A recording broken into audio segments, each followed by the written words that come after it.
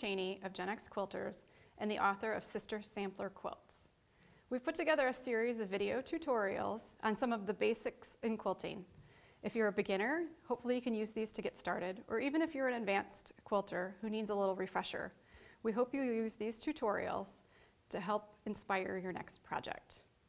Next, I'm going to talk about string blocks. And these are really fun blocks because you get to use up your scraps. You know, we all have mountains of scraps that we don't know what to do with. Well, this is the perfect use for them. This is what a string block looks like. And it uses a string as actually just a really long strip of fabric. You know, a lot of times when we're cutting other squares and rectangles that need to be certain dimensions, we kind of have these leftover little bits that you don't know what to use them for. So these strings all get used and put into this block.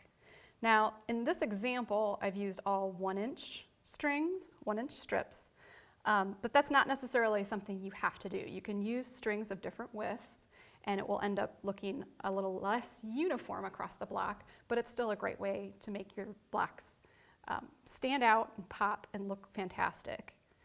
To get started, we're going to use a foundation piece for this block, and you want to cut that to size. In this case, I've cut a 4.5-inch square just on a piece of notebook paper. I like to use notebook paper because it's a little bit lighter weight than a lot of the computer paper I typically have laying around at home. The computer paper is usually a little bit stiffer and a little bit thicker. The notebook paper is light, and that way after you're done sewing your string block and you need to take the paper off of the fabric, it usually rips a little bit easier to get it off. So it's something that a lot of people have around and is commonly found in your house, and it's a great use for these string blocks. So to get started, we're going to mark the center line, and usually I do that just by folding the piece of paper in half diagonally to mark that center line. So there we go.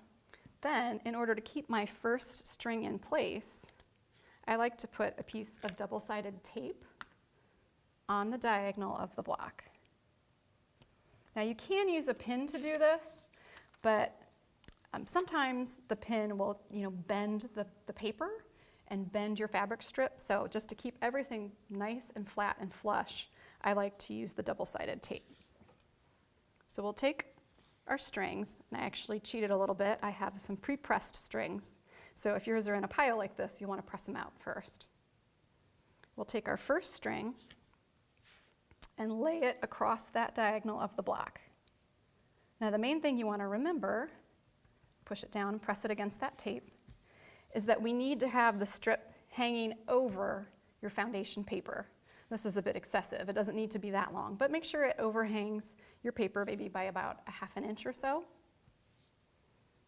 And then we'll take our second string and lay that right sides together on top of the first strip.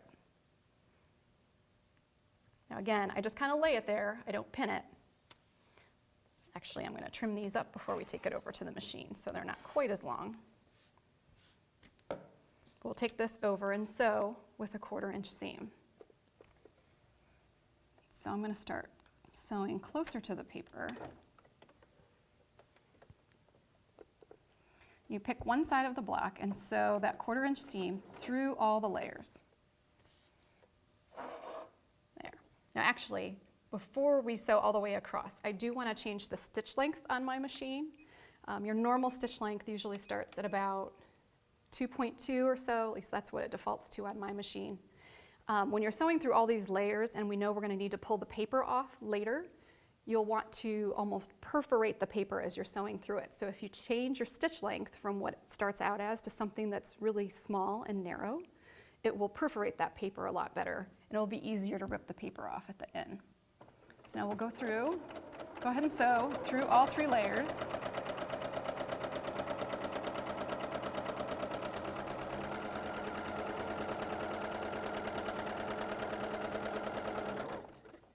There. So now both strips are attached to the paper. I'll just trim those stray threads. And when we take it over to the pressing station, you can see what it looks like when we open it up.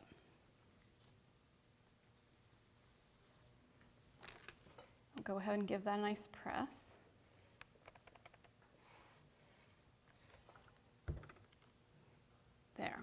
So you can see the beginning of our string block kind of starting to take shape here. So now we'll go ahead and continue working in this direction towards this corner. So we'll lay our next string on top of the yellow strip and do the same thing we did before. So all the way across the block.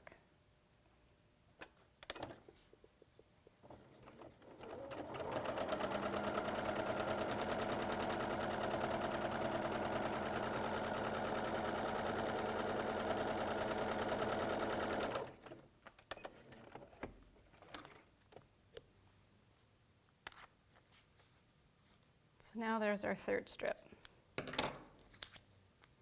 So it'll start to look a little straggly. You'll have all these various length strings hanging off the edge. But you can see how we're starting to fill up the paper.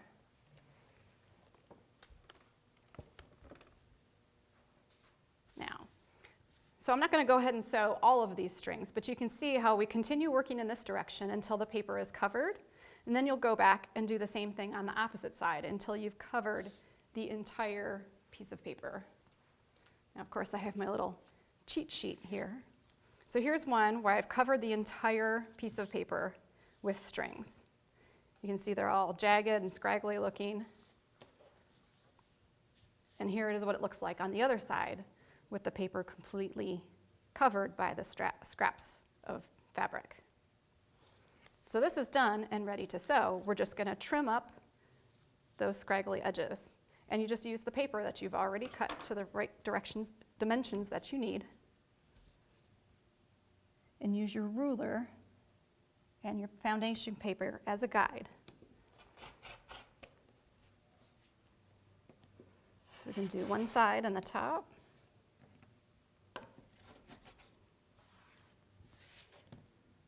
And then we'll turn it around to do the remaining two sides.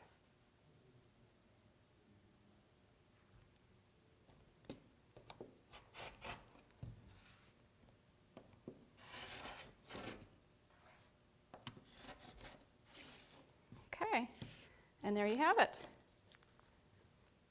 You can arrange them any way you like.